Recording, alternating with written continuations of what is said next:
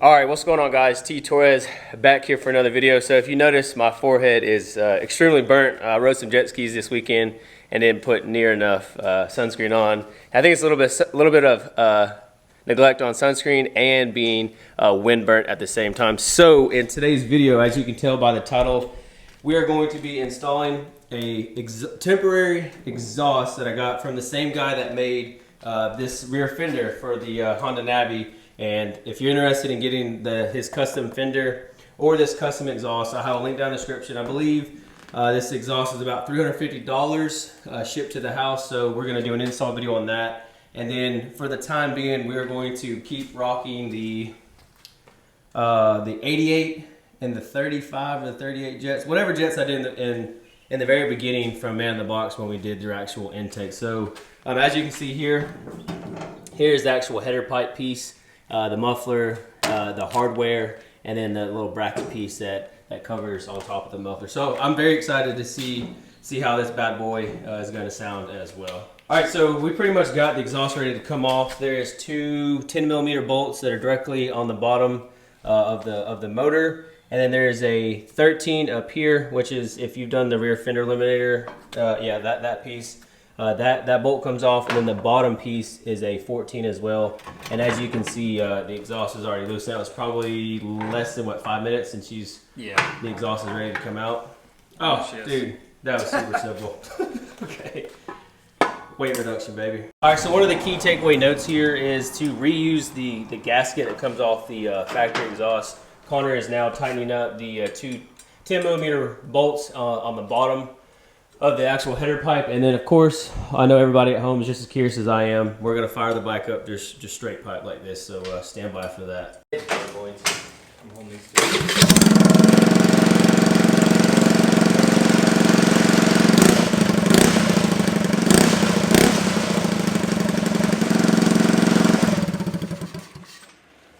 That sounds god awful, but it is super loud. And of course everything on the daggum lift was rattling.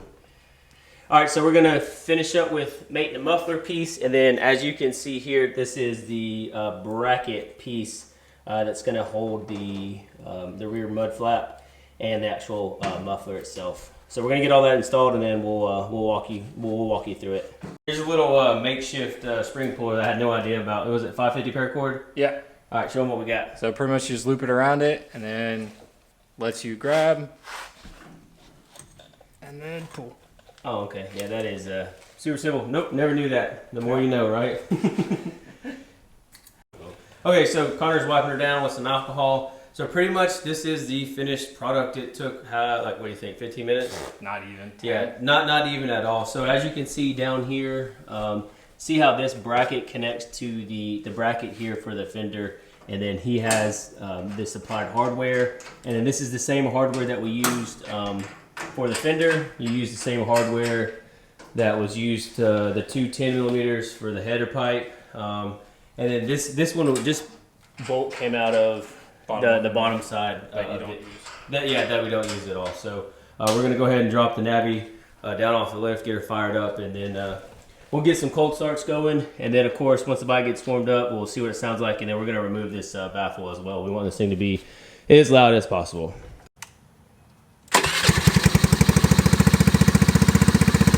Let the bike get warmed up, and then we'll do some revs.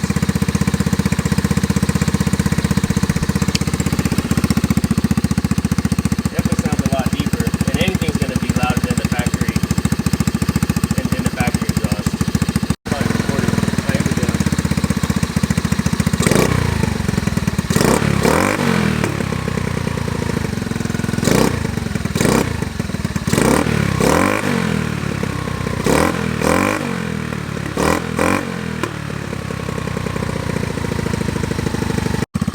Here we go. This is with the baffle in.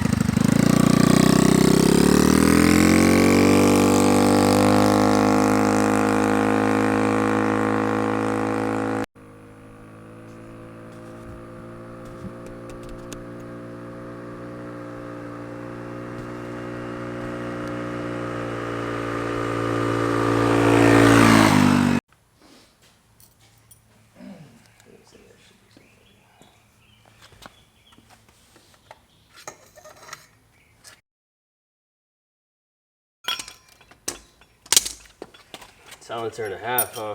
Mm-hmm. I'm gonna turn it on while your ear's right next to it. Right, please. Dude,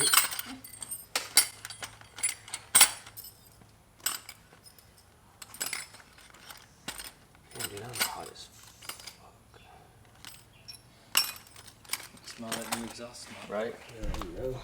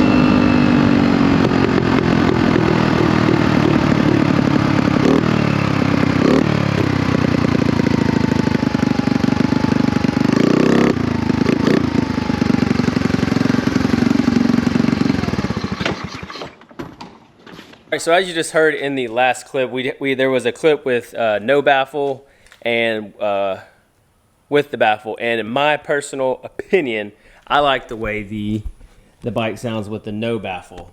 You know, off camera, I turned the auto screw up just a little bit. It almost seemed like it was wanting to die off idle. And like I said, we are running the 88 and the 35, whichever ones was recommended from that we did with the man in the box intake. I have the 90 sitting in the garage, just haven't torn apart the carburetor yet. I'm gonna see how this bike performs at this elevation with the actual 88.